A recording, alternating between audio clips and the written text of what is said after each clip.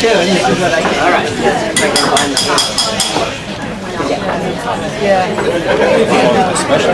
Oh, you reckon? As I understand it, it's not Okay.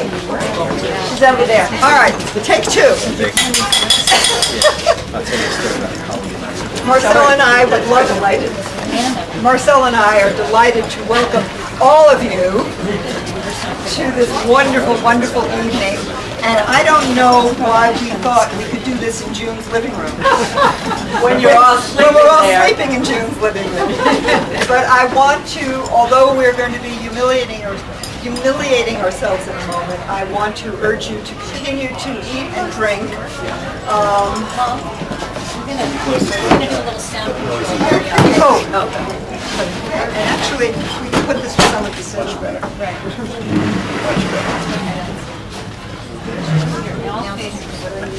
So we invite any of the rest of you who also want to humiliate yourselves to come up and say something special about Special Sarah and Special Seth.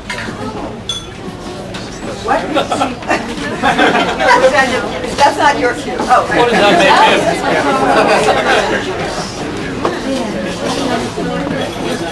what? Are we starting? Yeah, so it is.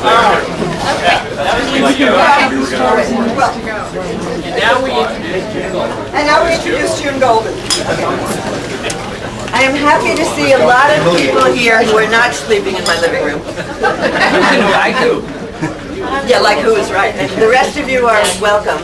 And Lucy and I thought we would start off the toast so that the rest of you would realize there is no other direction than up. So, and this is our last chance to humiliate one of Lucy's children because Sarah is the youngest. But there's always my son David, we can humiliate him. And Jordan, where's Jordan? I didn't know he was one of Lucy's children. He's hiding. So, or one of our children. No, it's not covered. So, this is in the family tradition. And we thought we'd do a toast really about Seth, whom we love very much and consider our family, whether he likes it or not. And it's called, and it's a little bit of a story that most of you may know, but we'll repeat it again. And then you're going to hear the real story from Candace, thank you. But this is a little bit of the story of how this whole wedding came about. And it's set to a play you may know called My Fair Sarah. And it's a song from that called Wouldn't It Be Lovely? And we start with the verse, by the way. It's rather dull in Cal, he thought he'd move to NYC. A tech exec in a duplex, but still he's not happy. His doctor said he left his heart in San Diego by the sea.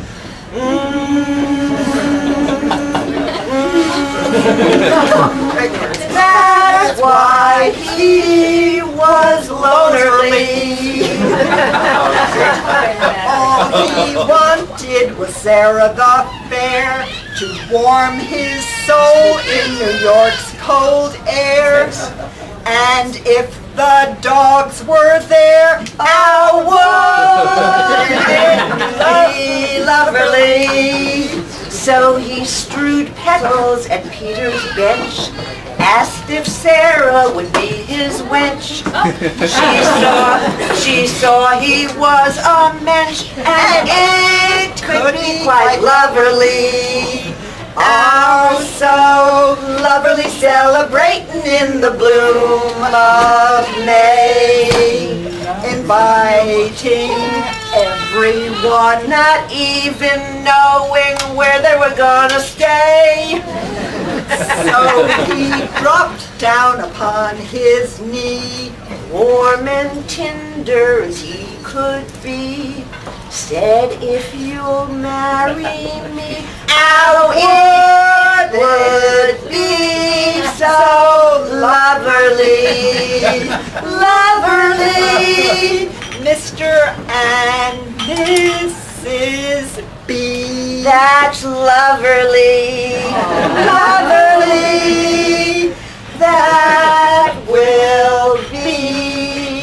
White Loverly.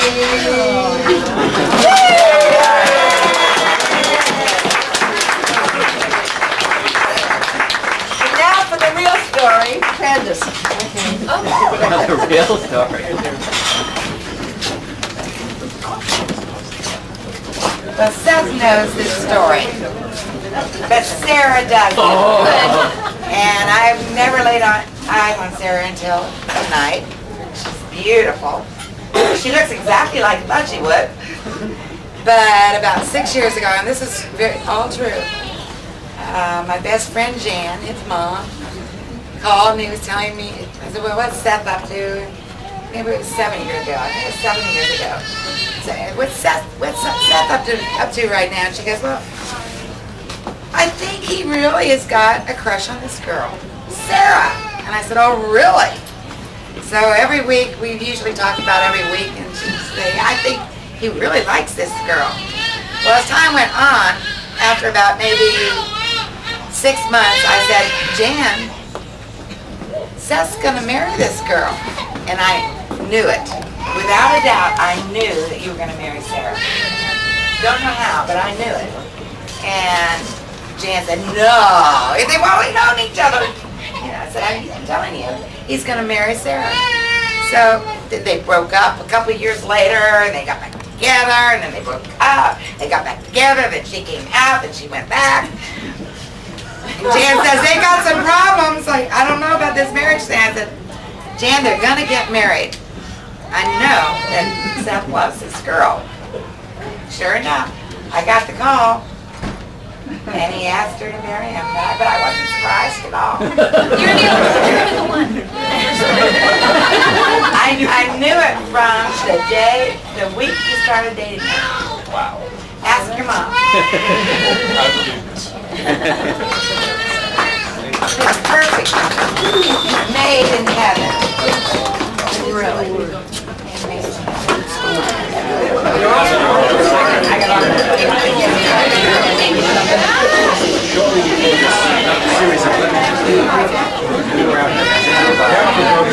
All right, guys, we're still toasting over here.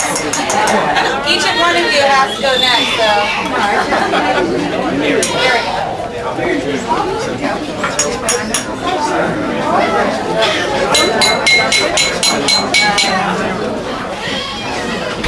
Well, I've never been able to follow Sarah's family. No one can. They're just as far as, well, I've been following them around for years, but I can't follow their act because they just always blow me away.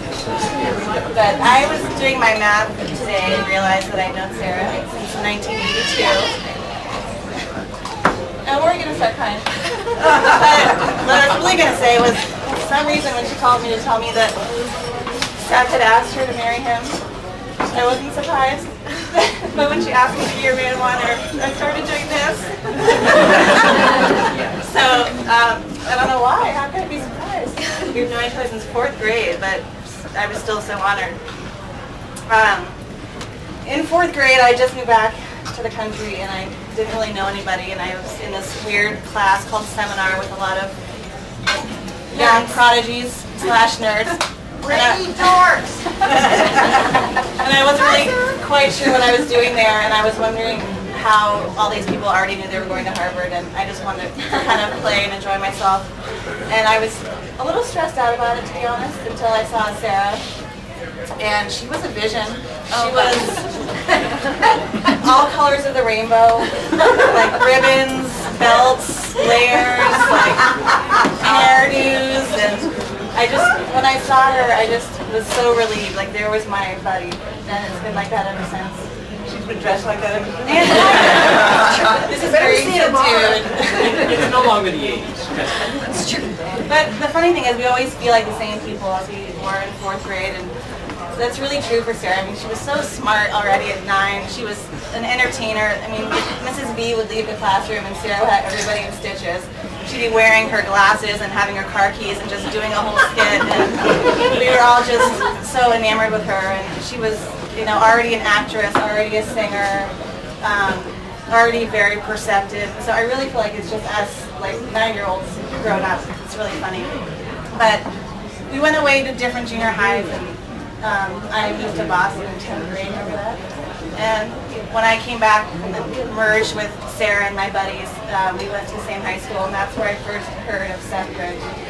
And to me, Seth was this kind of interesting character who was very quiet, but you could tell he was thoughtful, and he was a pole vaulter and like a computer whiz, and he was kind of a mystery to me. But Sarah and he were just good friends, and she started bringing me over to his house, and I started to understand their friendship, and that's all it was then. But I also kind of felt like a voyeur already. Like hanging out there in this room with a computer and eating like snacks, kind of going, what am I doing here? I'm like a chaperone, because these two people are already kind of in love, and Seth just looked at her so adoringly already. And, you know, really, everyone's going to tell your history over and over again, so I'm not going to go into the 10 years in between then and now. But the only thing I ever really cared about was your happiness, and Seth, you make her happy. So, congratulations.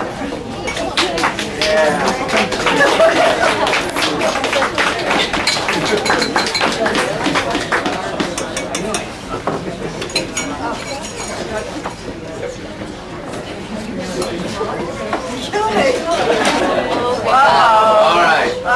Actually, it's funny. I actually wrote a song.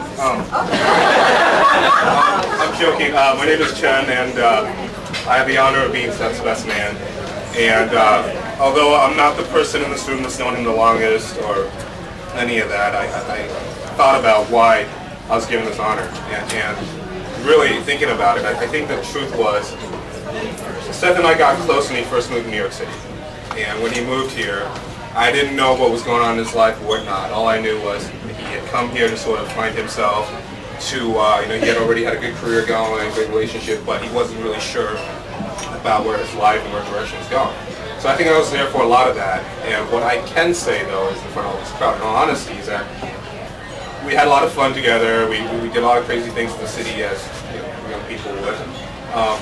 But I think that Seth was always seemed kind of lost. He wasn't complete, and I never knew why.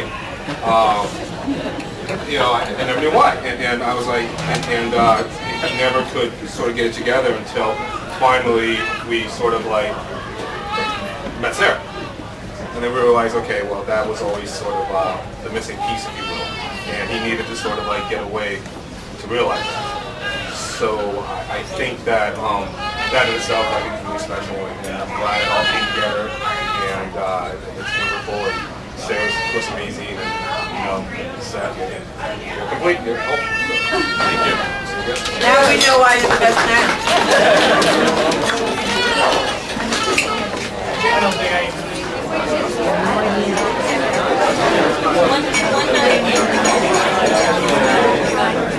Allison knows this.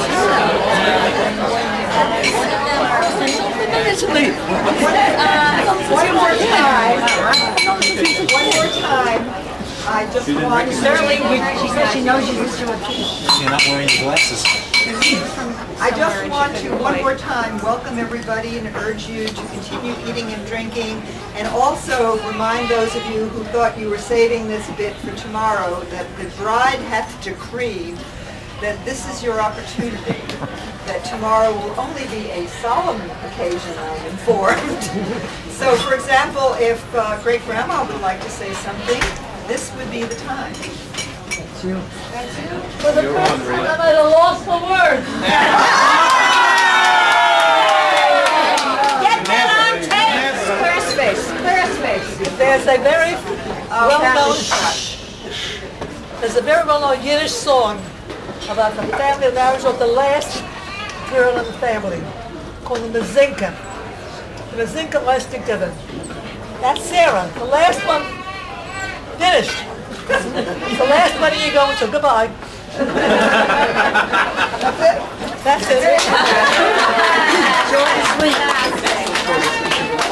shortest speech in the history of Reed. Those of you who have not met my mother, she is in her 99th year. She was this young lady's first grade teacher. And of course, she's the great-grandmother of everybody here. Entrance, please.